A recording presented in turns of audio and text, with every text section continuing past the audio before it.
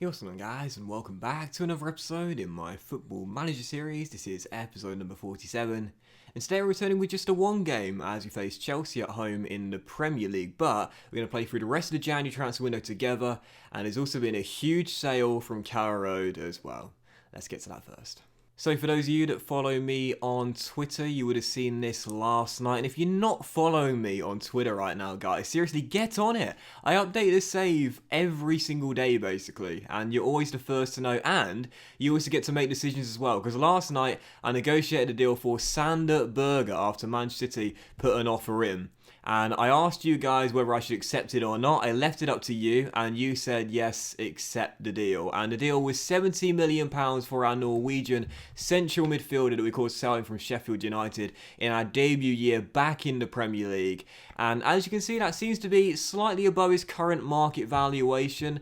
And whilst, we loved Sander Berge, he's got Norwich in his favourite clubs, he's got me in the favoured personnel, you love to see that. Fact of the matter is, whilst he was absolutely superb, described as a world-class midfielder, I always thought he could have offered us a little bit more. I really, really do. He signed for 32 mil, so we make a massive profit on the guy of over double what we signed him for. But I always thought he could possibly chip in with a couple of more goals or a couple more assists after his fantastic debut year. He never really lived up to that ever again. But Berge gone, again, huge deal. And the interesting thing about the deal as well is that, hold on, he has a 50% sell-on clause included in the deal as well. Now, that's not 50% of the profit, that's 50% altogether. And as Man City in this save have quite a revolving door policy with some of their star players that oftentimes don't get the game time they probably should merit, that means that if Berge was to be sold in, let's say, 2 to 3 years, for example, they could still get around 60 to 70 million for him. We would get half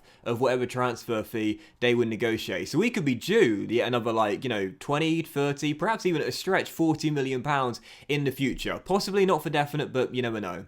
And as you can see, just a one game off camera, which was a win away from home at Pride Park against rock bottom Derby County. So I wasn't surprised we responded with a victory here after no wins in our last two. I just said there that Sander Berge could have chipped in with a few more assists or goals this season. He set up the only goal of the game, funny enough, as he slid the ball through to Max Aarons, who scored his first goal for this season in this game. It was kind of like a slap in the face, really. Berge just saying, this is what you're going to miss when I'm gone, mate. And I was sitting there thinking, well, why don't you do it more often then? But he set up Aarons' goal. And as you can see, after the winner there, we are currently sitting still outside of the European places in 8th place right now. Level on points with Bournemouth, but only headed the Cherries on goal difference right now. We're now 6 clear of Southampton though, so a gap is now starting to appear between the European places and the 2 places outside the European places too. But only 1 point behind Man City and have a slightly better goal difference record as well. And to be fair, only 4 points behind the Baggies and Spurs too. We're not throwing in the towel yet. I still don't think we're going to make Europe, but there's still 15 games to go. Plenty of season remaining. And after the sale of Sander Berge as well, you can see we now have 136.7 million in the bank balance right now and 107 million in the transfer budget too. We have raised 250 million pounds in player sales this season. We're blowing it up like the OKC fund, the Sander Berge, Remy Buendia, Jamal Lewis, Berge, Eze and Benkovic all going, and I wouldn't be surprised if today we see another departure as well. But the question is, who are we going to sign with Norwich City, if anyone? Because I just don't know. As I said before, I'm really struggling to find good wonder kids that want to come play for us in this save at the moment.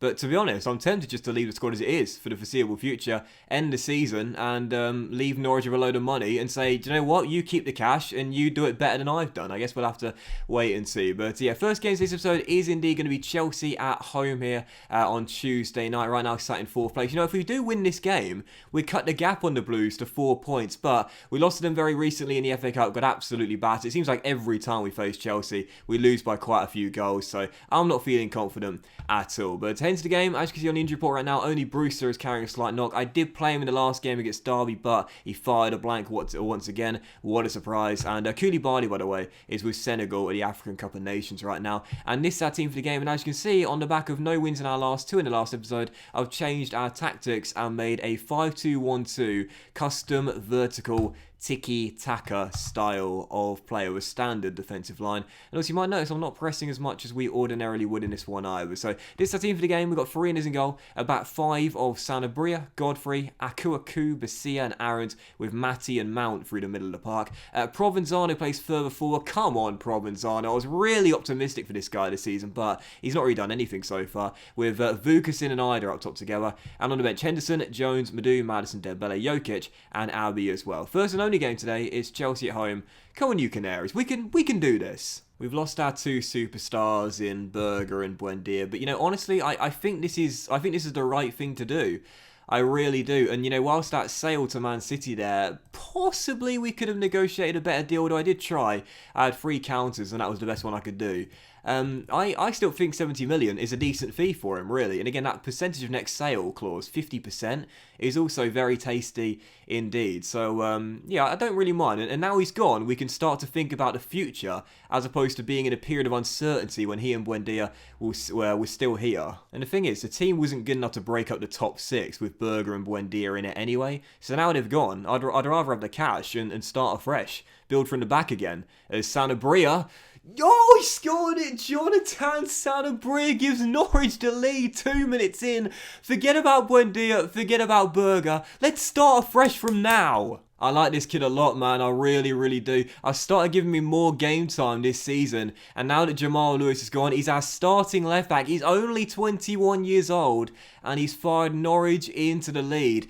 Can't get too cocky though. You remember very recently, we went in front against Liverpool, but then lost that game. So let's just keep our head focused. What? I don't know. Ironic. Sanabria. Vukasin. Oh, that could have been 2. Vasilic is fired up out there on a 7.0. When was the last time you saw this from Vukasin? Oh, go on. No. Oh, it's straight at Kepa. Do you know he gets so many chances? His off-the-ball movement is really good. It's just his finishing is wank. Leon Bailey for the Blues, attacking down the right-hand side, outpaces the Argentine and has a little bit of room to cross if he wants to. Pedri's on the edge, and it's a big block by Basia. Chance remains alive, though. And, oh, Farinas. He should have saved it. I'm telling you this, 80 to 90% of the goals we concede in this save come from set pieces and crosses. It's absolutely ridiculous, but Farinas, maybe I shouldn't be too harsh on there. It was right towards the bottom corner, to be fair. It's just the header seems so tame. We'll not punish Farinas for that error there. We'll say it was just a decent header, but either way, 1-1, 15 minutes to go. Oh, and by the way, speaking of Farinas, he's just taken the vice-captaincy now that Berger has left, as he was our previous vice-captain. Regardless, heading to the break, and that was a decent first half. We played some good football. Oh, no, not a set piece! Fucking hell! No, come on, seriously. Side netting. What is it about set pieces in this game? Doing okay at the moment though, we're doing alright. I'm going to say to the boys here, passionately, it's time for everyone to dig in and give everything you've got left tonight. We deserve to win this match, so let's go and do it. Oh, you weren't that bad, but I believe you can still improve. I have faith in you. I have faith in you guys. I got faith in the kids, man. Forget Buendia, forget Berger, they've gone. We can do this without them. God, Provenzano's been absolutely terrible this season. He's done basically nothing. I was so excited as well as Sanabria kicks it long. Off the bench for Ida and Sanabria, the game of his life. Scores the first, sets up the second. Abby latches onto the free kick and drills it in to the bottom corner. 20 minutes to go. Right, everyone just calm down now. Everyone just calm the fuck down. We're 30 minutes away from winning. Keep it calm. Keep it calm. In fact, I'm going to shout to the boys on the sidelines as well and say, concentrate. Come on, lads. I'm going to do the classic, point to the skull, point to the head as the boys look over to me on the sidelines. As Max Aaron's down the right, gets around tackling Fico, and Kepa saves. We should be 3 or 4-1 up here. It's literally the same old story with this Norwich team. We play bloody good football, we create a ton of chances, yet we just don't score enough, and we always concede from crosses and set pieces. Not this time though, still 2-1. Provenzano off, James Maddison on, and I might make a final change in a moment as well, just to kill a little bit of clock if we can. 5 minutes remaining, and this will be a huge win, but it's bloody crosses that we just can't defend. Just can't defend. Oh, hang on. Yes, he's offside. Oh, sorry, that was really loud. VAR, baby, VAR. I like you right now. Oh my God.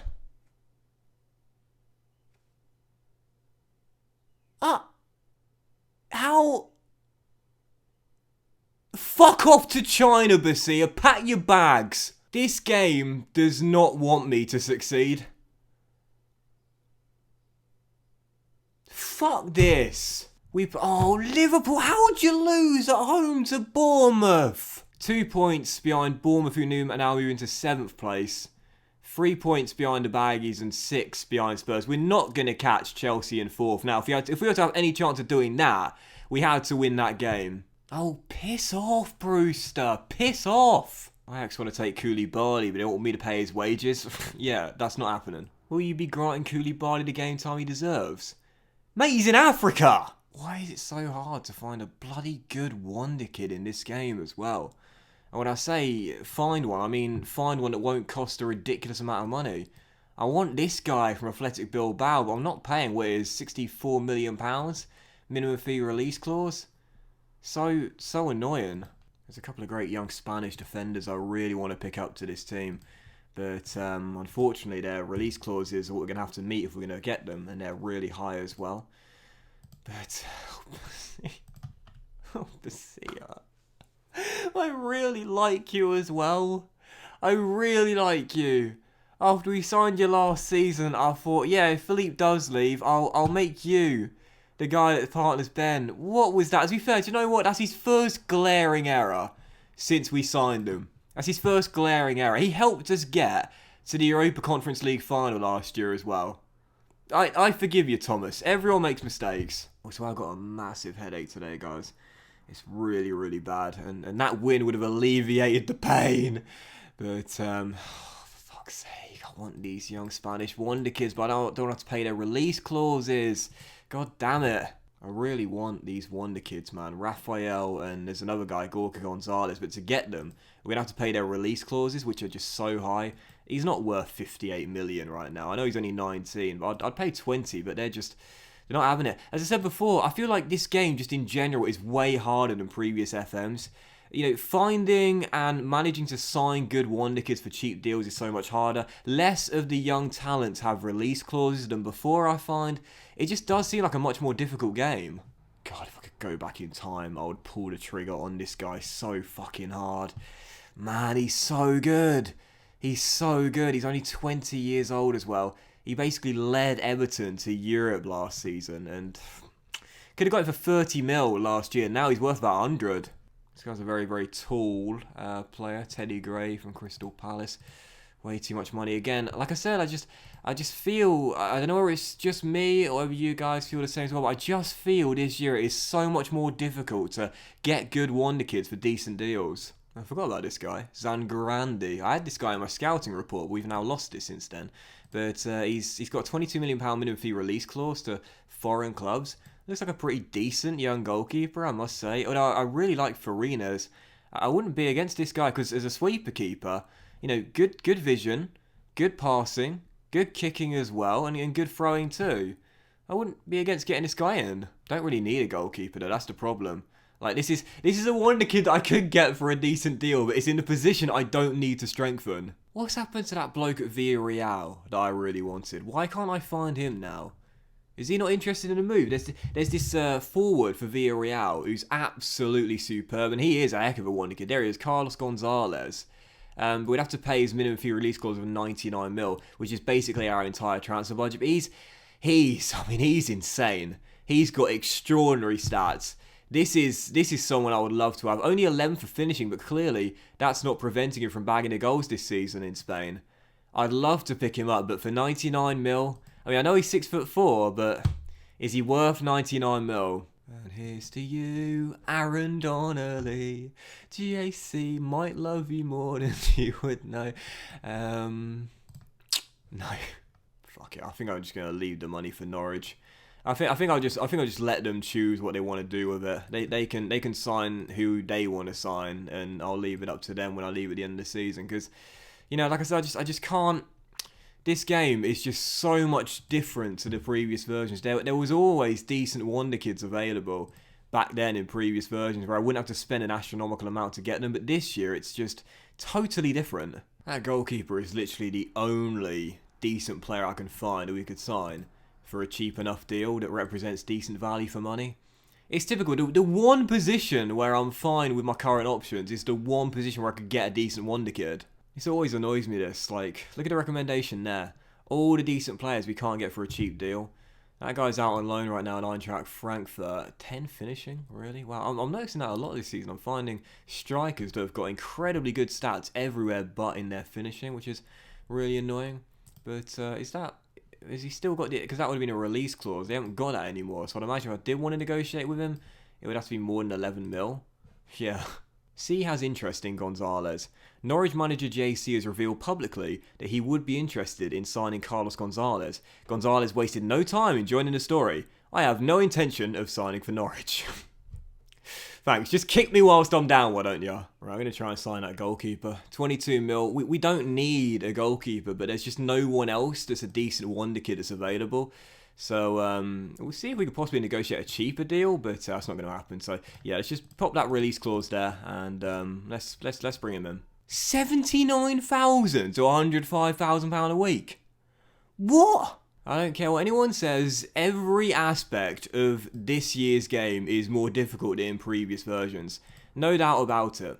Absolutely no doubt about it. It's crazy difficult. I'm just going to have to give in here and give him a super expensive contract. Hopefully we can get it down to £80,000 a week, which is still absurdly high, but not quite as bad. And yeah, he says fine to that, but still 80 grand a week. Unreal. I will complete the Curtis Jones deal though. 25 mil is under his valuation by quite a bit, I would say. And again, he's got really, really good stats as well. He's not that much worse than Buendia was. He's 5 years younger as well. So I'm going to bring him in. I prefer a wonder kid, but he's a wonder early 20-year-old. He looks very decent. Problem is though, we've got so many similar type of players. You know, players that are either inverted wingers or that can play through the middle, that have got good creativity. What we're really lacking is an out-and-out goal scorer and a hardcore centre-half. But that's what I'm struggling to find in this year's FM. You think about it, you know, Maddison, you know, Mount, who he signed in the summer. You know, Dembele's still here as well. And Maddison's interest from Spurs there. Wouldn't be against letting him go. But, yeah, we've got too many similar players in that position. Anyway, got to tell you what you can get at the moment. There's very good value for money deals available in this save for me. So if I can find one, I'll snap him up. Damn, this guy's a tank. Must have dual nationality with a name like that as well. Yeah, Irish. And I'll tell you what, 6'5", great stamina and natural fitness. I love these mental stats. This is the sort of player I want. This is the sort of player I really, really want. But again, I guarantee you, they'll be asking for a ridiculous amount of money no matter how much I put in. We'll offer them 2.5 mil and... Oh, okay. Okay. No loan back length. I want him now. I'll give you 7 mil for him. I'll give you 7 mil. Okay. Alright. I'll take him. I like those stats on him. Finally, about bloody time, I found someone pretty decent. Technically, the guy's not really got anything to his game yet. He's only 18. That comes in time. But mentally, really, really nice stats. Technically, physically as well. Good all round, and it's 6'5". I love that. I like the look of this guy. I do. Come on, Stephen, accept this deal and come to Career Road as a decent player to watch for the future. Certainly not good enough now, but someone to keep our eye on. Just got to take what you can get really in this save. I know that guy, was it O'Connor? I think his name was. Isn't going to be amazing for us, but it's something. It's something at least. This guy looks fantastic, but again, just not someone I can sign. Does he have a release clause? He does, 106 mil. But this is what I mean, that the players who you know are genuine, certified wonder kids, you can't get for a cheap deal. It's just impossible. You like, look at this lad, Akraf Benali. Resolute personality, you know, I like that. Only 18 years old. Mentally, very decent indeed. Physically, not bad either, with 16 natural fitness on the kid. Does he have a release clause? He doesn't. Let's see what Leon want. I think I'll probably go as high as 10 million for him. If they'd accept that, I'd take him. Okay, well that's less than 10 mil, and yeah, 7 mil. That's a good deal. Pricey contract though. Pricey contract, and again, another aspect of the game I'm finding a lot more difficult this year. This is the one I want more than anything else. This is the guy I really, really want. Dominic Polmans. 80 million though. 80 million. I mean, don't think he's worth that. I mean, he's definitely not worth that. Maybe one day, but certainly not now. So it's currently transfer deadline day, and I don't expect us to make any more signings than the two we're currently after right now. But you never know, one major deal might become available at some point.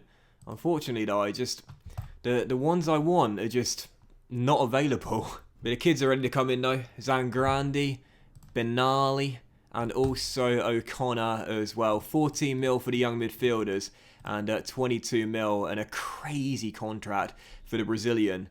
And you know what? I want to make this team as young as possible. If we are to leave Norwich leading with some good wonder kids. And I'm going to accept all three of these deals here. We've got the money, why not? Got to build for the future here. Build for the future. I must say, I think out of the three of them, Zangrandi is definitely the one to watch for sure. He looks absolutely amazing. But it'll be so harsh to drop Farina's and make this guy our number one, because the Venezuelan has been absolutely superb. If O'Connor develops a technical game, then he's going to be a really good player in the future. And I like the fact that 6'5", we could possibly retrain him to play as a centre-back in this team.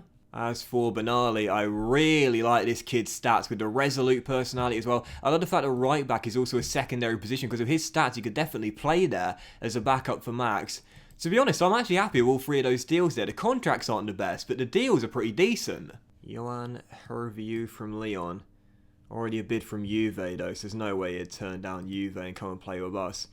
But, worth a go, worth a go. Oh, he's actually said, yeah, sod Turin, I'm coming to Norwich. Well, this side is pretty decent actually. 9.5 mil was the fee, no sell-on clause or anything like that.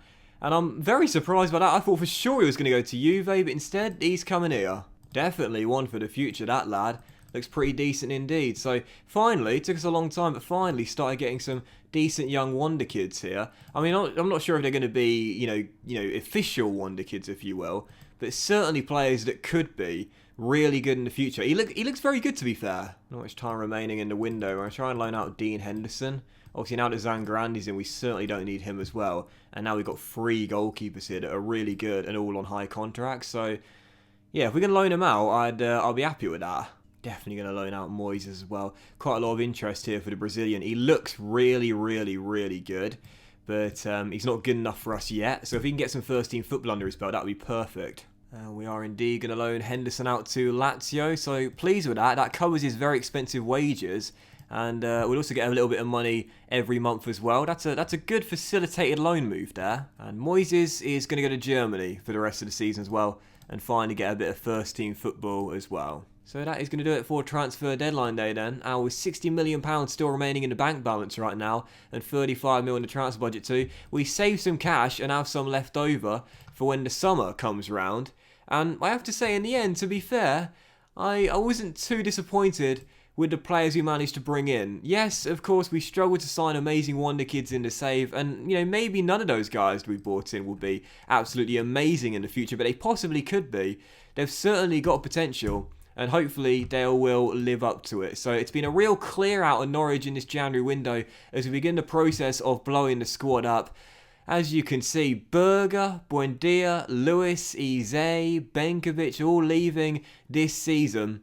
But with the wonder kids coming in, we raised over £100 million. We made our side younger and more exciting for the future. I've got to say, it's going to be a very interesting end of the season. Can we still make European football with no more stars and just a bunch of kids? It's possible, but it's going to be very difficult indeed. Well, that was today's episode, though, of the Football Manager series, guys. A big thank you for watching. Really hope you have enjoyed it, and if you did enjoy today's episode, then please do drop a like. Much love to you all. Have a fantastic day. And to be fair, I'm tempted to come back with the very next 2 games, Fulham away and Brentford at home, and see how our new look Norwich young team gets on. Yeah, let's do that. Let's just play the first 2 games in the post-Buendia and Berge era. Have a great day, guys. Much love, and I'll see you for the next episode very soon.